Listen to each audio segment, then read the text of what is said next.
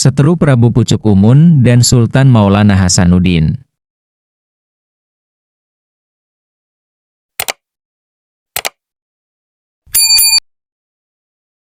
Upaya menyebarkan agama Islam.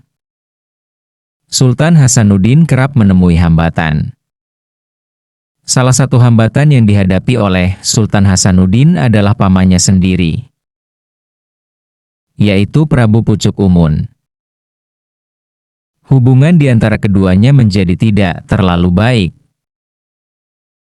Karena Prabu Pucuk Umun tetap pada pendiriannya untuk mempertahankan ajaran Sunda Wiwitan sebagai agama resmi di Kerajaan Banten.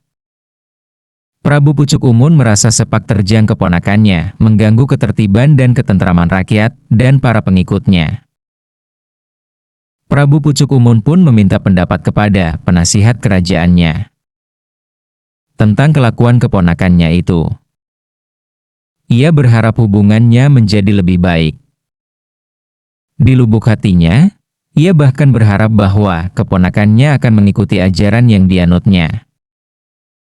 Oleh karena itu, dikumpulkanlah para penasihat kerajaan di istananya untuk dimintai saran bagaimana menghadapi keponakannya itu. Para penasihat yang aku muliakan dan yang amat aku percaya. Seperti yang telah kalian ketahui, bahwa keponakanku sudah kembali dari Cirebon. Tampaknya ia mencoba untuk menyebarluaskan ajaran agama yang diyakininya di wilayah kerajaanku, ujar Prabu Pucuk Umun. Terima kasih atas kepercayaan yang kau berikan, Baginda. Benar sekali, Baginda. Tampaknya pengikut Hasanuddin makin banyak. Apa yang membuat Baginda merasa bersusah hati? Tanya penasihat kerajaan.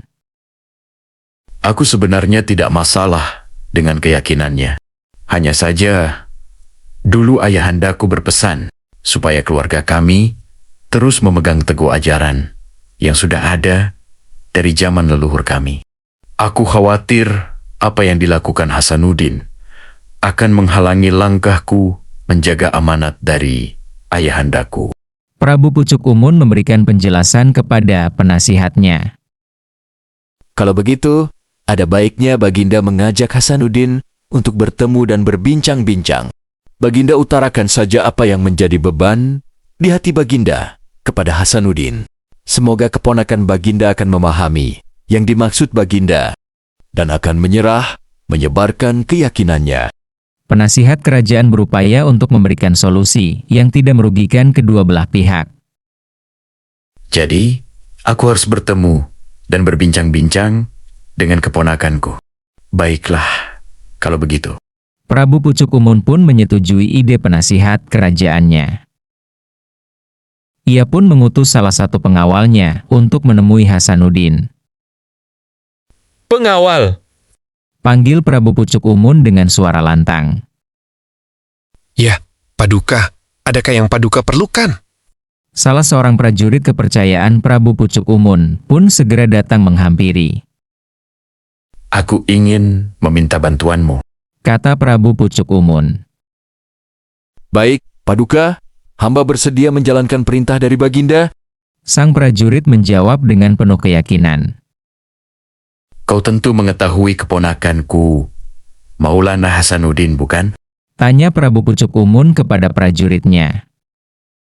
Ya, saya mengenalnya, Baginda.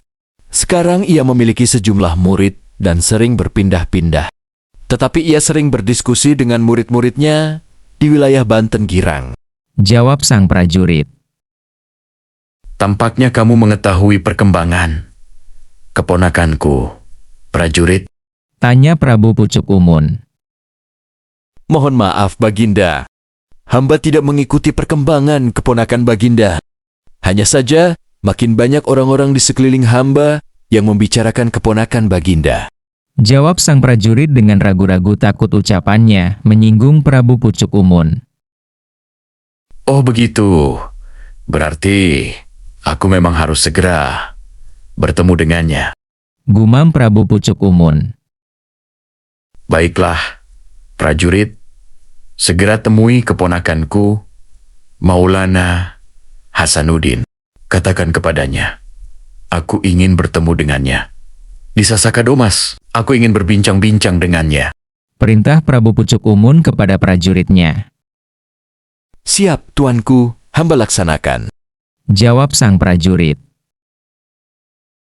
Berangkatlah sang prajurit menemui Maulana Hasanuddin guna menyampaikan amanat dari Prabu Pucuk Umun.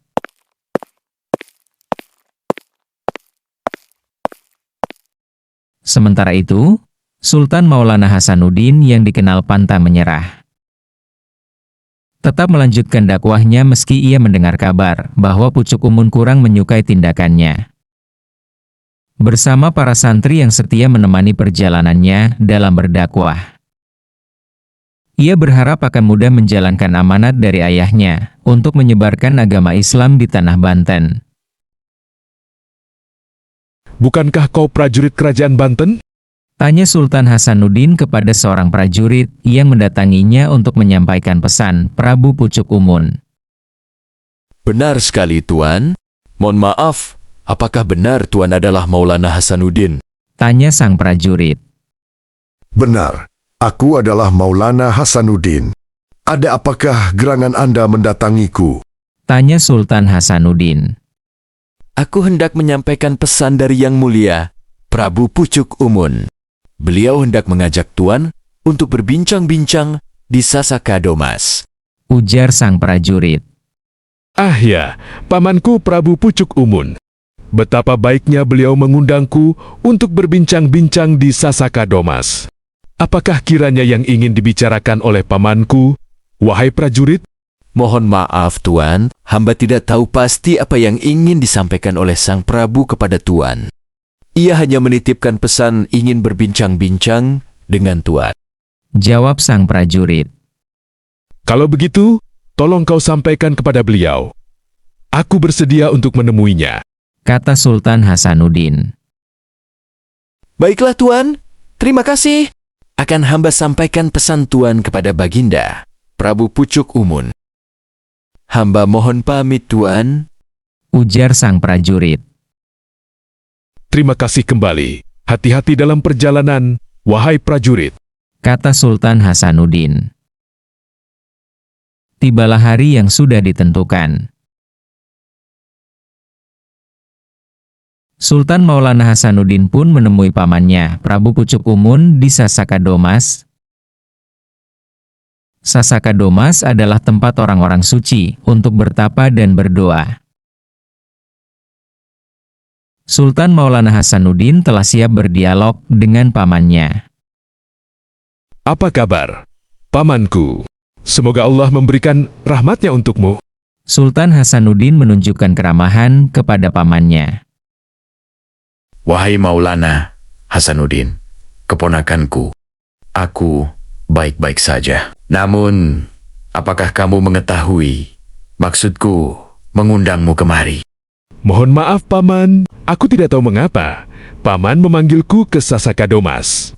Akan tetapi, tampaknya ada sesuatu yang ingin Paman sampaikan, sehingga Paman mengundangku ke tempat ini. Jawab Sultan Hasanuddin. Baiklah, maksudku mengundangmu kemari adalah untuk membicarakan sepak terjangmu dalam menyebarkan agama yang kau yakini itu. Kata Prabu Pucuk Umun.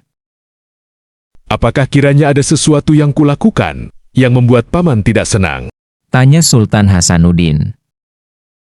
Hasanuddin, meskipun kau adalah keponakanku, aku tidak berkenan kau melanjutkan misimu, menyebarkan agama di wilayahku. Seru Prabu Pucuk Umun. Mohon maaf, wahai pamanku. Mengapa kau tak berkenan dengan kegiatan dakwah yang aku lakukan? Tanya Sultan Hasanuddin.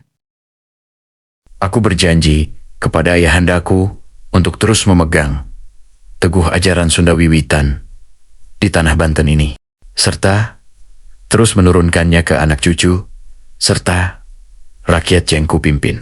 Oleh karena itu, kedatanganmu membuatku gundah. Ujar Prabu Pucuk Umun. Aku pun hanya mencoba berbakti kepada ayahandaku. Wahai paman, aku hanya berupaya memenuhi keinginan dari ayahku. Jika hal yang kulakukan ini mengganggumu, aku minta maaf, Paman. Ujar Sultan Hasanuddin. Tampaknya, ucapan Sultan Hasanuddin telah sedikit menyinggung perasaan Prabu Pucuk Umun. Sebagai pemimpin dari kerajaan Banten, merasa wilayah dan ruang geraknya terganggu. Ia pun memutuskan untuk menyudahi sepak terjang keponakannya.